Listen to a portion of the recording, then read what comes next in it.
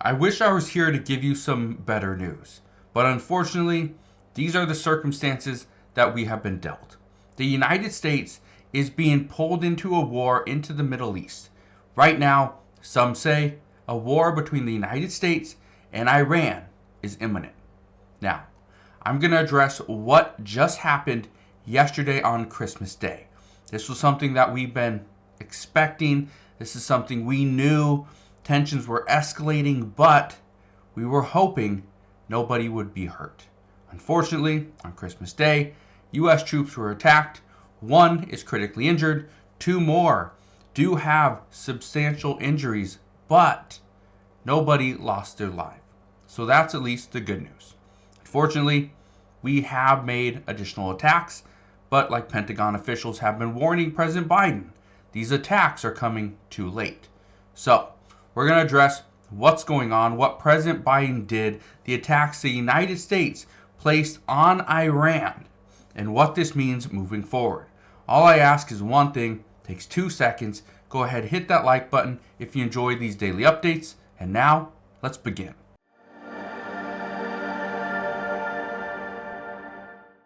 So one of the things that the United States has been warned about was potential attacks on U.S. troops and U.S. personnel. Now, one thing that we are starting to figure out is that the Biden administration has been a little slow to respond. And in many cases, according to Pentagon officials, they are saying he just is not acting in the way that he should. One Pentagon official said, and I quote, "President Biden's response to Iranian-backed attacks has not been proportionate to the attacks on U.S. personnel." That is the case.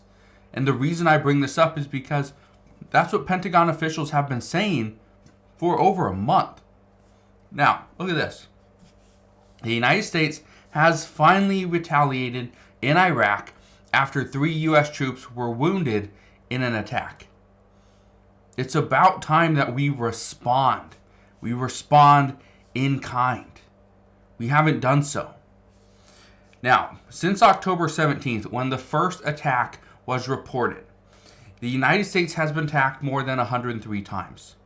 Just look at this chart. We have 48 times in Iraq, 54 times in Syria. Some are even saying that U.S. officials are keeping certain locations undisclosed. So right now, we are being attacked more than ever before. And President Biden has just been very slow at retaliating. Well, Pentagon officials say they understand that it is a very difficult time, that President Biden cannot just come out and attack every single group, every single safe house, every single command post.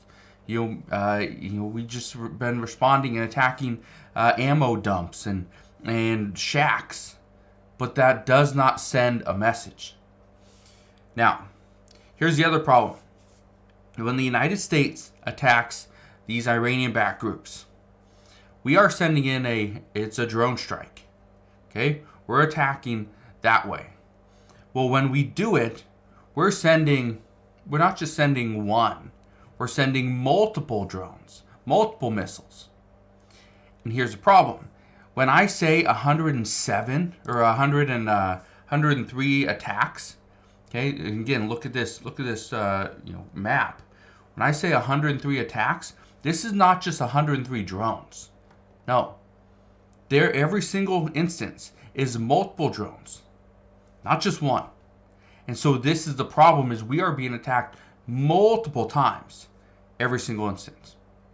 Yeah, it's a problem. But what we are also hearing is that this war is only going to intensify. It's not going to be anything less than what it is, because tensions are rising. We even heard from Israel's Prime Minister Benjamin Netanyahu over the weekend, and he was very clear that he vows to ramp up fighting. Fighting is not going to stop. He said even though most of the West believes that the fighting is about to be done with, it's not. It's only beginning. Because we were told by Israel themselves, this fighting, or this intensity of fighting, was going to last 2 weeks. That should have ended last Friday. It did not end. It's only intensified. We saw a day with 70 casualties in Gaza, and also we saw another day with over 100. This fighting is only intensifying, and it's getting worse. When this is getting worse, we're also expecting the attacks in the Red Sea to get worse, and the attacks on U.S. troops in Iraq and Syria to get worse as well. Because when we look at this map, again, I'll go back to it. You look at this map. This is Iraq. This is Syria. Here is Israel. Here is Gaza. Okay? That is a big problem, how close these attacks actually are. But again, keep in mind, these are likely going to continue. Now, we do have a little bit of a problem that President Biden has been warned on, and he's been warned for the past handful of years as well, is that our U.S. military force is at a 80-year low, according to multiple reports.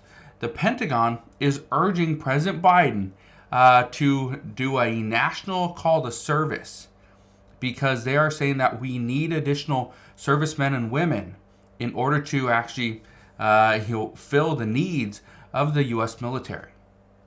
So that's a little bit concerning, being that over the past handful of years, our numbers are dropping, and right now our troops are being attacked. People are not wanting to sign up for the military anymore. Not when they're being forced to do things that they don't want to do. And I'm not talking about fighting overseas. I'm talking about here in the United States. Whether it comes to a shot, whether it comes to your just your preference, right? There's a lot of questions here. And I don't know if the Biden administration has the ability or what it needs in order to overcome this. So we'll see. And I do want to read a little bit of this article from Reuters right here. Okay, again, I think this is very important. When the United States is responding to Iran and attacking them in Iraq, this is big. Okay, it says right here, the back and forth clash was the latest demonstration of how the Israel-Hamas war is rippling across the Middle East, creating turmoil that has turned U.S. troops at bases in Iraq and Syria into targets. Says Iran-aligned groups in Iraq and Syria oppose Israel's campaign in Gaza and hold the United States partly responsible. They hold us partly responsible. But according to other reports, if the United States does provide funding to Israel, then Iran is going to increase their attacks on U.S. troops. They will most likely ramp up those attacks, and it will not just be a little bit of a critically injured troop. It would be more along the lines of a loss of life. So again, these things are starting to intensify, and we need to respond in the same fashion that Iran is attacking us. We need to do the same thing, if not more.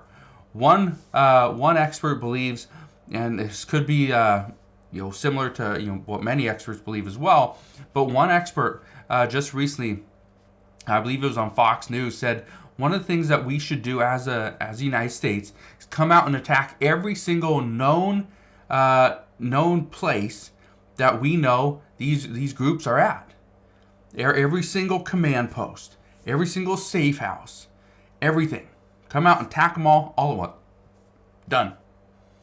Now, if we were to do that, that would definitely escalate the situation, and we would definitely be in a war with Iran. Now, one thing I can tell you when it comes to any potential war, or what many are calling an imminent war, when it comes to war, we have to look at all sides. We can't just be like, oh, we're being attacked, we have to attack this group. Because if we do that, it will pull in other countries, it will pull in other groups.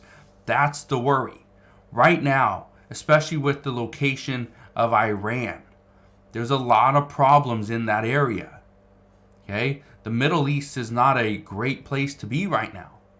But at the same time, we here in the United States, we feel safe. Right? We feel perfectly safe. But the problem, this is something that others have brought up as well, is our borders are too insecure right now, that we cannot be a threat in other countries, because what could happen is they could send their doesn't have to be a spy or a terrorist, but they could send people into the United States and wait. Just wait until they're called upon. That's, again, one of the worries. So, right now, these late attacks are pulling the United States into this war with Iran, right? Into this, the tensions in the Middle East. It's a problem. But at least we know now that President Biden is willing to attack Iran. The only issue is it may be too late. So, as we get more information there, I promise I'll fill you in on all the latest news and updates, but that is what we know as of today. So again, thank you guys for watching. Consider subscribing, and I'll see you guys on the next one.